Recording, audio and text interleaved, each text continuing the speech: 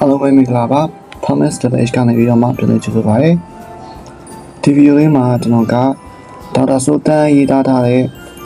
Literature with a small L ဆိုတဲ့ဒီစာအုပ်ကလေးတွေကနေပြီးတော့မှပါဝင်တဲ့90-10နေရာမှာအကြောင်းကိုဖတ်ပြပေးတော့မှာဖြစ်ပါတယ်။ဖြစ်ရလေးတစ်ခုကိုစဉ်းစားကြည့်ရအောင်။မနက်စာစားနေတော့တစ်သမီးလေးကမတော်တဆကော်ဖီခွက်ကိုတင်ယုံဝဆုံပေါ်ဖိတ်ချသွားတယ်။တင်ကဒေါသထွက်ပြီးဆဲဆိုရင်သမီးလေးကိုပြင်းပြင်းထန်ထန်ဆူလိုက်တယ်။သမီးလေးကငိုချလိုက်တယ်။သမီးကိုဆူပြီးတော့တင်ကဇနီးဘက်ကိုလှည့်ပြီးတော့ခွက်ကိုစပွဲအစွန်းနားမှာထားမိလို့ဆိုပြီးအပြစ်တင်တယ်။ခွန်ကြီးခုံငယ်ပြန်ပြောကြတယ်။တင်ကစိတ်ဆိုးမှန်ဆိုးနဲ့အပေါ်ထက်တက်သွားပြီးအင်ကြီးလဲတယ်ပြန်ဆင်းလာတော့သမီးလေးကငိုနေရတာနဲ့မနှက်စာမစားနိုင်ဘူးကျောင်းသွားဖို့လည်းမပြေစင်နိုင်သေးဘူးကျောင်းကားလည်းလွတ်သွားပြီတစ်စနီးကလည်းအလုပ်ကိုချက်ချင်းသွားရမှာမို့သင်ကသမီးကိုကားနဲ့ကျောင်းပို့ရတယ်နောက်ကျနေတာကြောင့်တနာရီ60ကီလိုမီတာပဲမောင်းရမယ့်နေရာမှာ80ကီလိုမီတာနဲ့မောင်းနေ15မိနစ်နောက်ကျသွားပြီးတော့တန်ကြီးဒေါ်လာ60ဆောင်ရပြီးမှကျောင်းကိုရောက်တယ်။သမီးလေးကနှုတ်တော်မဆက်ပဲကျောင်းထဲကိုပြေးဝင်သွားတယ်။ရုံးကိုမိနစ်30နောက်ကျမှရောက်တော့လက်ဆွဲအိတ်ကိုမိခဲ့မှန်တတိရတယ်။တစ်နှစ်တာအစကတည်းကစိုးနေပြီးတစားပိုဆိုးလာတယ်လို့ပဲ။အိမ်ပြန်ရမယ့်အချိန်ကိုပဲမျောနေမိရောအိမ်ပြန်ရောက်တော့တင်နဲ့တစ်စနီးနဲ့သမီးကြားဆက်ဆံရေးနည်းနည်းဟာကွက်ဖြစ်သွားတာကိုတွေ့ရတယ်။ဘာကြောင့်လဲဒီလား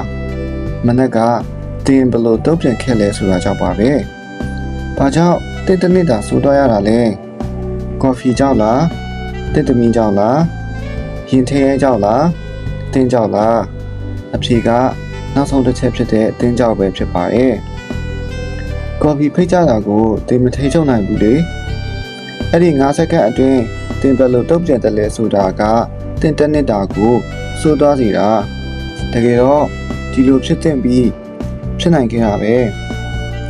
ကော်ဖီကတင်အပေါ်ဖိတ်ကြတယ်သမီးလေးငိုတော့မယ်တင်ကတသိမ့်မွေ့မွေ့လေးနဲ့ရှားပါတယ်သမီးရဲ့နောက်တစ်ခါ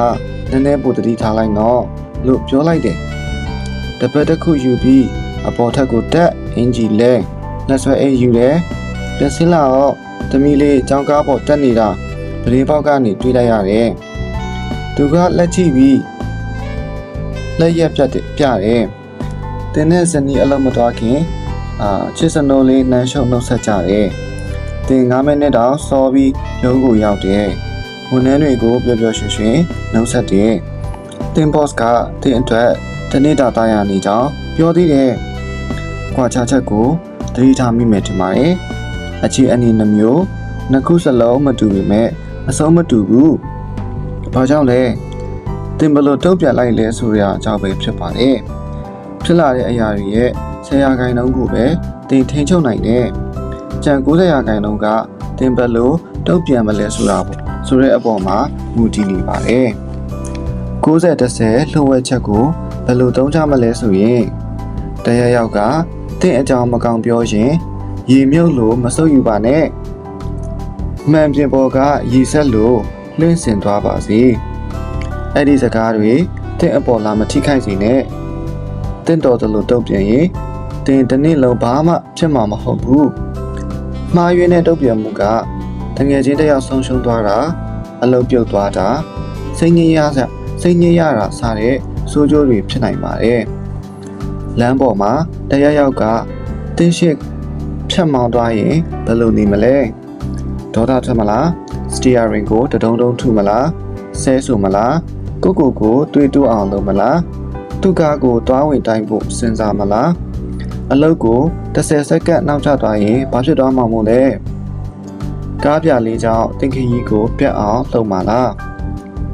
90-10နေရာမှာကိုတတိယပါဂယူးမဆိုင်ပါနဲ့အလုပ်ထုတ်ခံရပြီလို့ပြောခံရရင်အဲ့လိုမရဖြစ်နေဖို့စိတ်ဆိုးနေဖို့မလိုပါဘူး အဆင်ပြေသွားမှာပါအလုပ်သစ်ရှာဖို့အတွက်တင်းအချိန်နဲ့စွမ်းအားတွေကိုသုံးလိုက်ပါလေရင်နောက်ကျလို့တစ်တနစ်တာအစီအစဉ်တွေရှုပ်ကုန်မယ်ဆိုတာအတွက်လေရင်မဲ့အပေါ်ဒေါသတွေပုံချပစ်ဖို့လိုပါသလားသူ့မှာဒါတွေကိုထိန်းချုပ်နိုင်တဲ့အာဏာမရှိပါဘူးတင်းအချိန်တွေကိုစာဖတ်ဖို့တခြားခရီးသည်တွေနဲ့စကားပြောဖို့သုံးလိုက်ပါ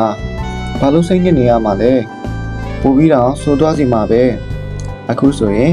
တင်က90-10လိုအပ်ချက်ကိုတီးပြီးစမ်းသုံးကြည့်ပါအော်စရာရလဒ်တွေကိုတွေ့ရမှာပါကျေးဇူးများတင်ပါတယ်